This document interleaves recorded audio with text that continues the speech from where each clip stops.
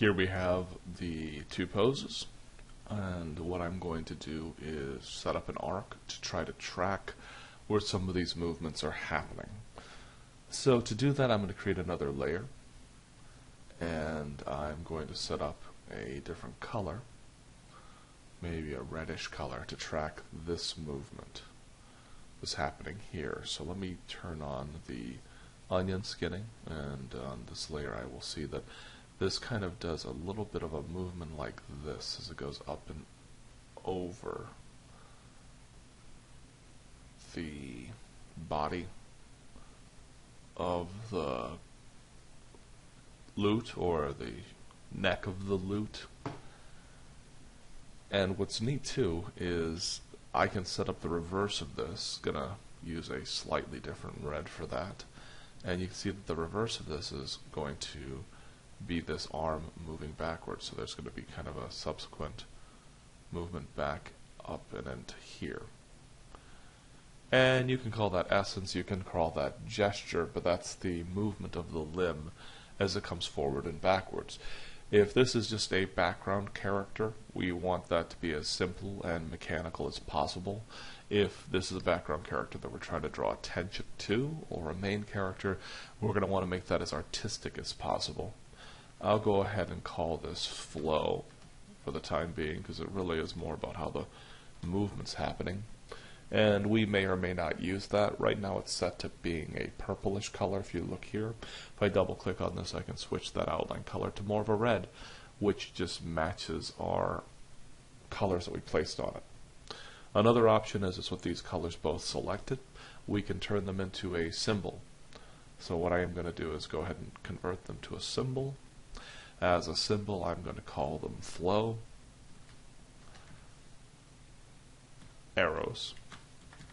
And I'm writing out the whole word because that's kind of complex.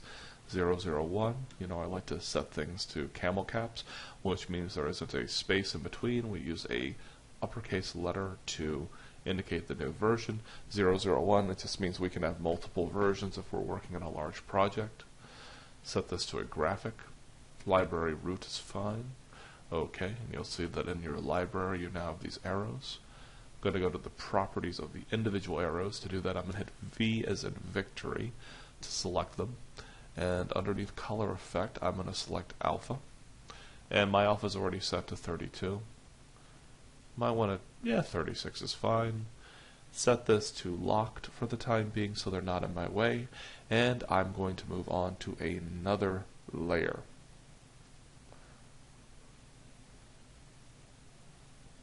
And this is going to allow me to figure out my arcs.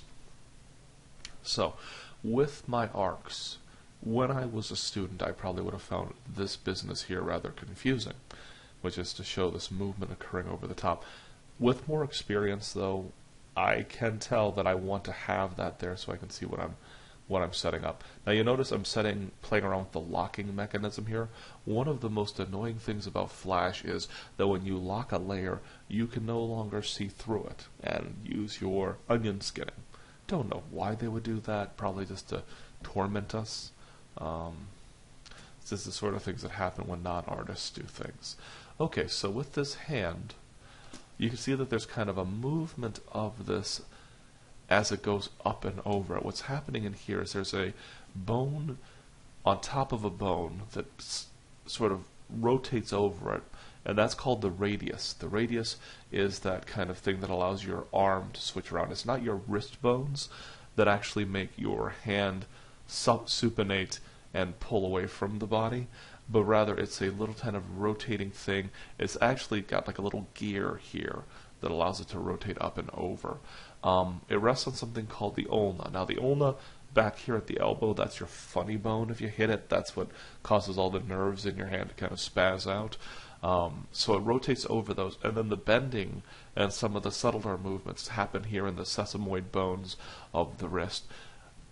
It's just a stick figure, right? People say animate a stick figure. When you're animating a stick figure, you need to know your anatomy to make it work right.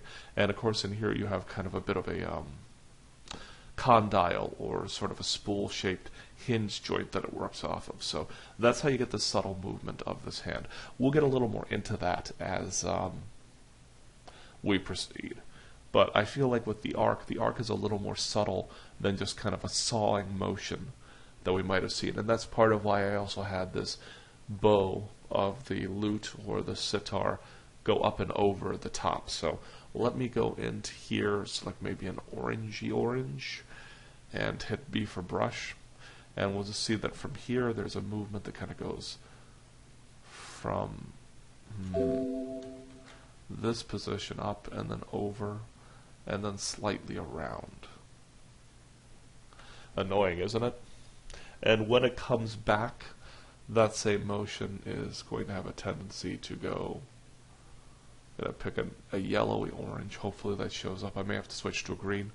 When this goes back, it's actually going to go a little more smoothly straight back into this pose. So there's going to be an intentional curving of the wrist up and over as it does that movement, and that's going to be our movement number 1. I don't like to use A and B. I know a lot of people like to use A and B, but I find A and B is not as useful as a numeric system, especially because if you're going to send stuff overseas, the A and B makes no sense. Like the B can be a very confusing letter for someone who's never made marks like that, but Roman or Arabic numbers tend to be more universal. So those are our 2 movements, just like we've got our 1 and our 2 here. And let's take a look at some other major movements that are occurring in here. It's good to think about the whole overall movement of a joint. So I'm going to follow through with arcs on my joints. Let's think. Let's start by drawing a very basic movement of this as it passes over and through. So it's kind of like a basic movement of this along an arc. Not the most attractive arc. I'm going to redraw that. I like to redraw things often for you, just so you can kind of get an idea of how often a professional artist is going to go in and try to nail this stuff. I'm also going to draw in the condyle of this just to see it. It's going to be a bit of a naturalistic movement, so it's going to not go quite that flat. As I look at this, I tend to think the condyle is going to turn a little away from us. Again, this is kind of a spool-shaped part of the arm, where it's got a bit of a rotation happening. And you can see I'm going to force it over here to create a little more of a condyle there. I'm going to switch to a darker orange to make that more obvious to you. You folks can see I'm creating kind of a dimensional quality as it spins. Right, to see how the form of that goes. And you can see the value in that, because now we can see that this has got a dimensional turn in it. In something like Adventure Time or a lot of those other shows where the arm is kind of floppy, it's not as necessary to get this appearance of it moving. But in the case of what we're doing, I'm going to always try to teach something a little more naturalistic, so we tie your figure drawing classes into your animation classes, and this is going to give you an idea of how that operates. Now, up here things get a lot more complicated. Again, I'm going to show you the anatomy of it. I wish people had shown me the anatomy of this, because once this works into your general working process, it really helps you out with how you visualize things professionally. And to do that, I'm going to still probably use this layer. We're going to go and take a look at our head. You see, like I said, with like a storyboard, it's really not necessary for you to have more than this level of definition. You can see where the head is, you can see where the body is. But in order to figure out where this clavicle moves from, we're going to need to set up where the neck and where the pit of the neck is. To do that, I'm going to use kind of a lighter blue and start figuring out where his neck might be.